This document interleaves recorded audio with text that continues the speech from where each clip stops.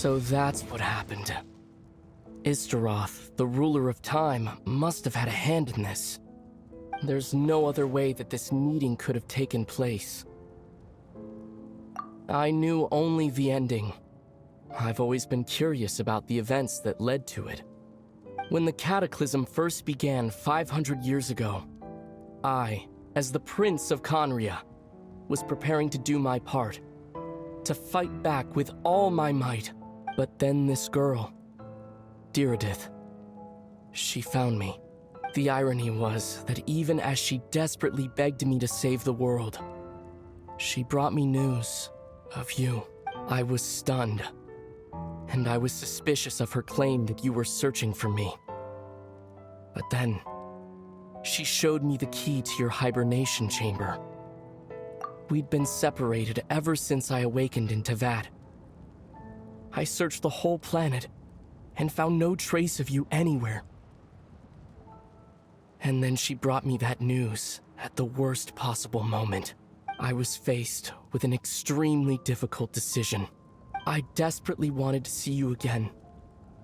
But Conria was in equally desperate need of my help. I knew that no matter what I chose, I'd regret my decision for the rest of my days. So I steeled myself against the guilt and made my decision. I went to see you. But when I found you, you were still in hibernation.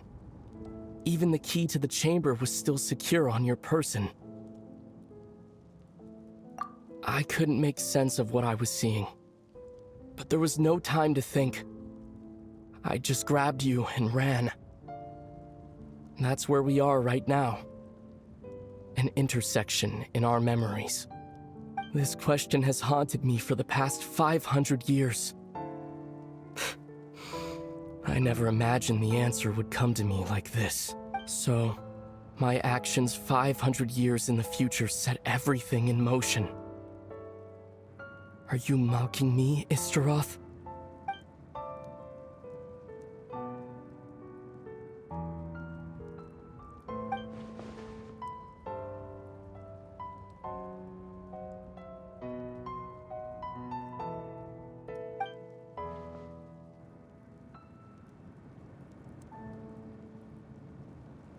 Not yet.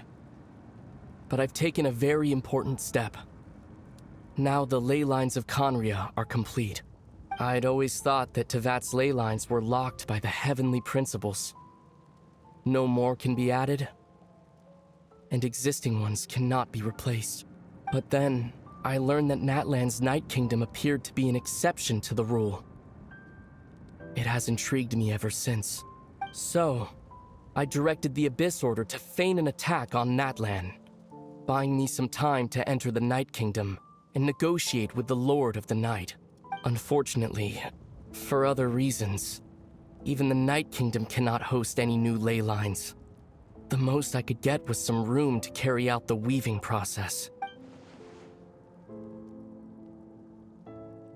Still, I received the Lord of the Night's permission and activated the Loom of Fate.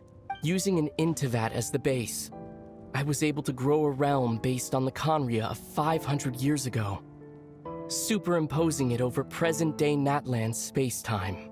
That superimposition is what allowed you and Diridith to cross paths.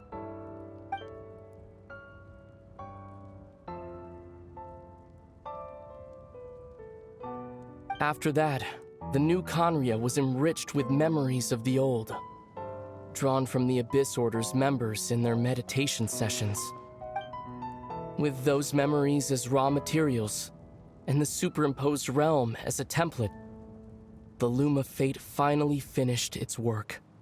What I now hold in my hand is the Atlas of the New World.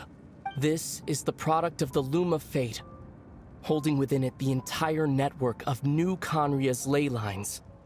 With this, the nation once known as Conria can rise again. One day, I will find a suitable host location for it.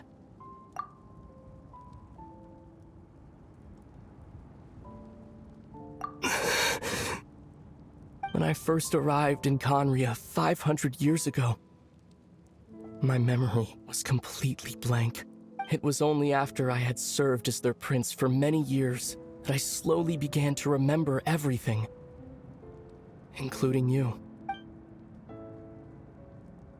But recovering old memories didn't simply erase the part of my life I spent in Conria. I still see it as my second home. That is why my guilt weighs so heavily on me. But even so, that only constitutes part of my motive. More importantly, if I wish to speak with the heavenly principles as an equal, I will need the might of an entire world behind me. Huh?